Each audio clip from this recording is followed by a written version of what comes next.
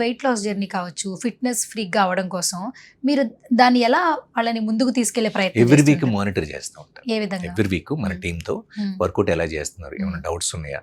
So వీళ్ళు కూడా professional ట్రైనర్సే. వాళ్ళ డౌట్స్ అన్నీ కూడా ఎక్స్ప్లెయిన్ చేసి, సో బేస్డ్ ఆన్ వాళ్ళకి చేంజెస్ ఏమైనా కావాలి, సో దాన్ని బట్టి ఆ న్యూట్రిషన్లో కానీ ఇవన్నీ ప్రతి 15 డేస్కి న్యూట్రిషన్ చేంజ్ చేసుకొని, హ్మ్. అలా ఆ ప్రోగ్రెషన్స్ చెక్ చేసుకుంటూ మనం న్యూట్రిషన్ కానీ వర్కౌట్ని కానీ చేంజ్ చేసుకుంటూ వెళ్తూ ఉంటాం. ఓకే. సో బేసికల్గా ఈ వర్కౌట్ అనేది 1 మంత్కి ఒక పీరియడైజేషన్ చేసి ఉంటా. న్యూట్రిషన్ మాత్రం జస్ట్ ఫస్ట్ 15 డేసే పీరియడైజేషన్ చేస్తున్నా.